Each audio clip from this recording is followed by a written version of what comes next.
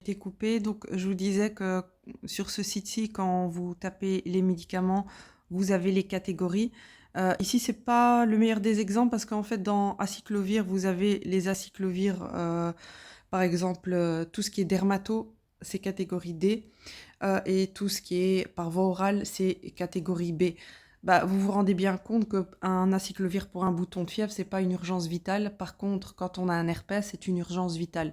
C'est comme ça qu'ils se basent dans l'administration pour se dire, tiens, est-ce que c'est A, B, C ou D?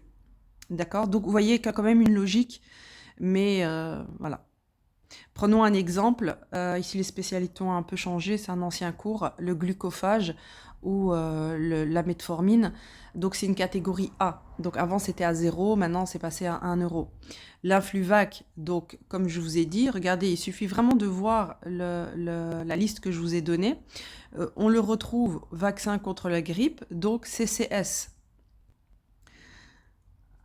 C'est comme ça que je vous dis de faire les exercices. Donc l'Isox, comme je vous ai dit, à ce moment-là, l'Isox, c'est quoi? C'est un médicament symptomatique du mucus. Et là, quand vous reprenez encore une fois la liste, si vous trouvez dedans, vous voyez ici, où est-ce que je l'ai mis? Voilà, ici. Dans catégorie C, regardez. Donc, médicaments destinés au traitement symptomatique. Donc, ça, c'est large, hein. Et je vous donne, par exemple, des substances servant à liquéfier le mucus. Donc, comme je vous ai dit, acétylcystéine, Lisox, etc. Donc, ça, c'est un exemple que je peux vous donner parce qu'il est dans le cours. Donc, avec ce petit descriptif, vous pouvez déjà avoir pas mal de médicaments. L-thyroxine. Donc, L-thyroxine, est-ce que c'est quelque chose de vital à 1000%? Non, mais ça fait partie des catégories B, donc très important. Zyprexa, olanzapine, c'est un neuroleptique. Attention, c'est pas un somnifère, même si ça endort. Ça, c'est pas une catégorie D, mais c'était une catégorie B, parce qu'un neuroleptique, c'est quand même vachement important pour quelqu'un qui est schizophrène. Donc, Noranel, la pilule, c'est CX. Tout ce qui est pilule, CX. Insulatar, donc on est dans le diabète. Là, donc, c'est la catégorie A parce que c'est quelqu'un qui a le diabète ne peut pas se passer de son insuline. Le Xanax, ça sert à calmer et endormir. Ce n'est pas une urgence vitale, donc ça ne guérit pas comme, enfin guérit. Ce n'est pas comme un neuroleptique ou un antiépileptique, c'est juste un somnifère, donc c'est une catégorie D.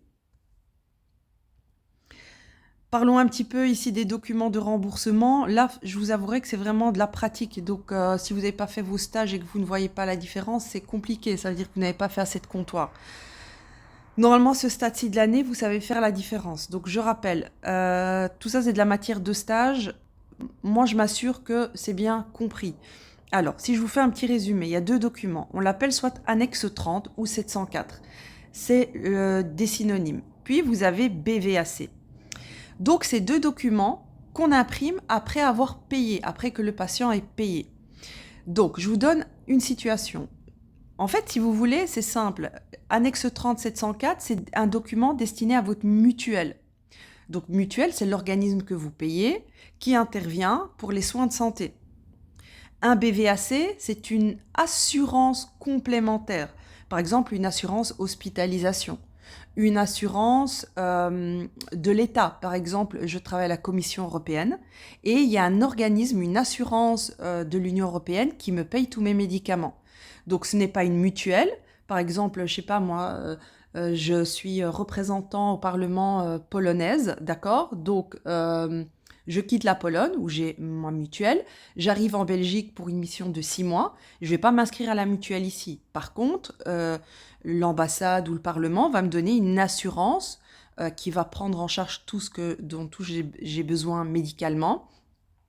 Quand je vais à la pharmacie et que je demande plein de médicaments, je paye de ma poche, puis je demande un BVAC. Donc c'est un document qui reprendra tous mes médicaments avec le cachet de la pharmacie, le nom du pharmacien, le nom du médecin, et je vais introduire ça auprès de l'assurance et l'assurance va me rembourser. Mais je paye tout au prix plein. Ceux qui ont des pharmacies près de la commission, vous voyez que ce sont des gens qui payent des grosses sommes, tout au prix plein, mais vous voyez que si vous ne leur donnez pas leur papier, ils deviennent fous, parce que sinon, ça veut dire qu'ils ne sont pas remboursés. Donc, ça, c'est une chose. Puis, vous avez annexe 30 704. Je vous donne l'exemple. Je m'installe en Belgique, je vais avoir la carte d'identité belge. En attendant, je me suis inscrite à la mutuelle. La mutuelle me dit, Madame, pour l'instant, vous n'avez pas de vignette, vous n'avez pas de documents, ça prend 1 mois. Pendant ce temps-là, je paye mes médicaments prix plein et je demande annexe 30 ou 704. Ensuite, j'introduis ça à ma mutuelle et ils me remboursent. Donc en fait, c'est tous les médicaments relatifs à votre mutuelle. Un autre exemple, il y a des mutuelles qui remboursent l'homéopathie. Donc je vais à la pharmacie, je paye mon homéopathie, je dis donnez-moi une annexe 30 ou un 704. Ensuite, ma mutuelle à moi rembourse par exemple 50 € par an. Autre exemple, selon les mutuelles, on vous rembourse votre pilule ou pas. Par exemple, moi je paye ma pilule prix plein, je vais à la pharmacie, je demande un 704. Je l'introduis à la mutuelle et la mutuelle me rembourse une fois par an 50 €. Donc ça, c'est tout ce qui est relatif à la mutuelle. J'ai eu un enfant, il est né, j'ai acheté ses vaccins, il n'est pas encore activé sur ma mutuelle. Donc je paye le vaccin prix plein, je demande un 704 et j'introduis à la mutuelle et quand tout sera en ordre, la mutuelle me payera. Quand je fais des lunettes et que j'ai droit à remboursement des verres, je vais chez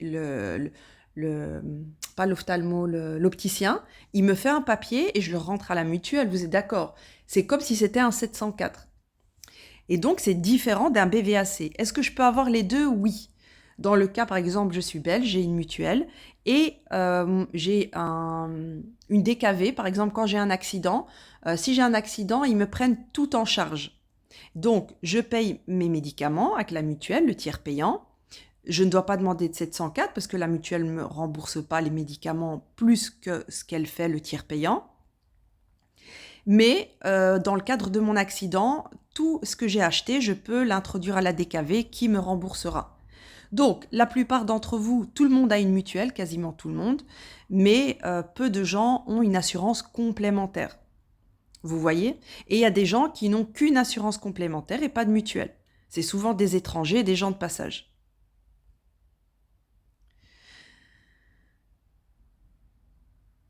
Donc, autre exemple aussi, je vais à la pharmacie, tout est en panne, MyCarnet est en panne, on me dit de payer le médicament prix plein, de revenir. Ce que je peux faire, c'est demander un 704 et d'être remboursé à la mutuelle.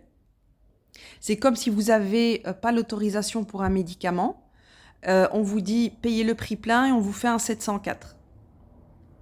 Donc voilà, tout est dans votre syllabus. Et le dernier point, c'est les attestations du chapitre 4. Qu'est-ce que c'est? Ce sont une liste de médicaments plus chers que les autres. Je vous donne un exemple. Dans la famille des antihypertenseurs, ça coûte généralement pas cher, mais vous avez les sartans qui coûtent 10 fois plus cher. C'est de l'ordre de 60 €, or que c'est 2-3 € pour un autre antihypertenseur. Certains médicaments de la migraine, certains médicaments pour le cœur, etc., etc. Donc ces médicaments-là, l'État se dit, tiens, mais pourquoi elle ne prend pas autre chose plutôt que le plus cher? Donc ils ont introduit une liste de médicaments qui se trouve dans ce chapitre, une liste, et il faut demander une autorisation au médecin de la mutuelle qui disent oui ou non. Je vous donne un exemple. J'ai des migraines. Je veux prendre la dernière injection qui est sur le marché, qui coûte 2000 €. Donc, j'ai une ordonnance, je vais à la pharmacie, on me dit c'est un médicament attestation.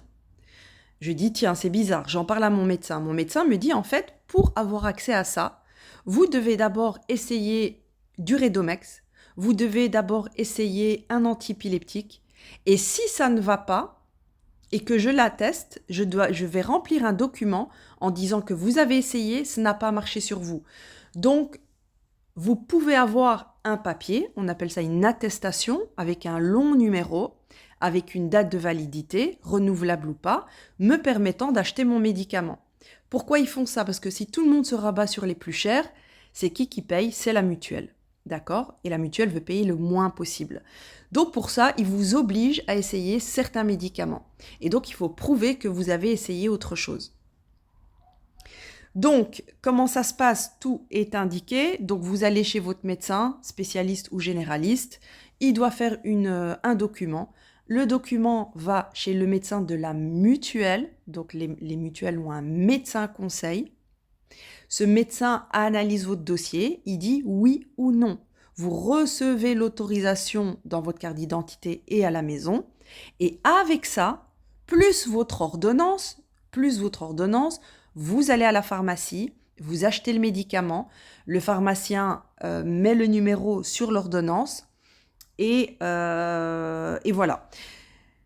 Alors, il y a, pour pas compliquer les choses, mais je veux dire, il y a 3 modèles différents. Il y a le B, le D et le E. Alors, c'est quoi la différence? Le modèle B, en fait, la durée de validité, elle est limitée. Par exemple, je sais pas, moi, j'ai eu un accident et un infarctus et je dois prendre le Plavix pendant 1 an.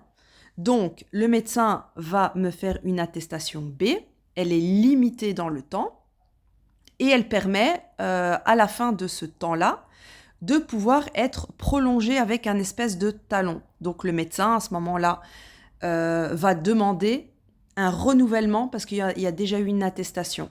Et généralement, à la pharmacie, vous mettez le cachet, vous notez et à la fin, soit vous rendez au patient, soit vous l'attachez avec la dernière ordonnance. Et à ce moment-là, il y a le cycle qui se poursuit, c'est-à-dire que le médecin peut redemander une prolongation. La catégorie D, ça c'est pour les gens qui ont une maladie chronique. Par exemple, si vous avez le HIV, c'est pour toute votre vie. Et donc à ce moment-là, vous imaginez, on ne va pas demander aux gens chaque année d'aller prouver qu'ils ont une maladie chronique à vie. Donc c'est des attestations illimitées. Donc une fois que ça se demande, ça se gère, la durée, elle est, vous allez voir, 2999, donc à vie. Et là, le numéro d'autorisation est dans votre programme et vous avez juste à cocher et rien à faire. Donc ça, c'est les 2 modèles les plus classiques. Puis vous avez un autre modèle que vous avez sûrement vu, le E. Alors là, il n'est pas délimité dans le temps, mais le nombre de conditionnements ou de comprimés. Vous avez ça avec le Spiriva. Dans le Spiriva, on a droit, je sais pas, à 6 boîtes. Donc comment ça se passe? Vous vérifiez que le patient a l'autorisation via sa carte d'identité. Vous voyez le numéro d'autorisation avec une date et vous voyez le nombre de conditionnements déjà donnés ou de comprimés. Généralement, vous avez une attestation que vous remplissez et vous mettez, par exemple, le 1er novembre 2025, délivrer une boîte cachet. La 2e fois, vous faites la même chose, la 3e fois, et la dernière fois, vous signalez au patient qu'il n'a plus de conditionnement, vous l'introduisez dans l'ordinateur, vous classez cette attestation avec l'ordonnance et à ce moment-là, on peut redemander une prolongation. Donc, qu'est-ce que vous devez savoir qu'il y a 3 types, que le type B, c'est limité dans le temps, qu'il est renouvelable, la catégorie D, illimitée dans le temps, ne doit pas demander une prolongation, elle se renouvelle automatiquement. La catégorie E, elle est limitée dans le temps, mais surtout par rapport au nombre de conditionnements, soit le nombre de boîtes, soit le nombre de comprimés, et que à partir du moment où c'est fini, on peut demander aussi une prolongation. Vous voyez que souvent il y a un ticket. Est-ce que j'avais mis ici? Oui. Ici, j'avais mis dans la pharmacie, c'était un ticket donc qui sort dans cette pharmacie, il sort directement l'étiquette avec le numéro d'attestation, avec... Non, c'était pas le bon exemple. Ça c'est une vignette. Dans certaines pharmacies, soit on écrit à la main le numéro d'attestation avec la durée de validité, soit c'est mis... J'avais mis un modèle ici, il me semble que c'est pas dans ce cours-ci. Soit vous l'écrivez à la main, soit vous sortez une étiquette, ça dépend un peu la pharmacie. Mais à l'office de tarification, ils aiment bien qu'on le renote dessus pour qu'ils puissent vérifier si le patient a bien une autorisation. Donc voilà, je vais vite passer en revue les questions.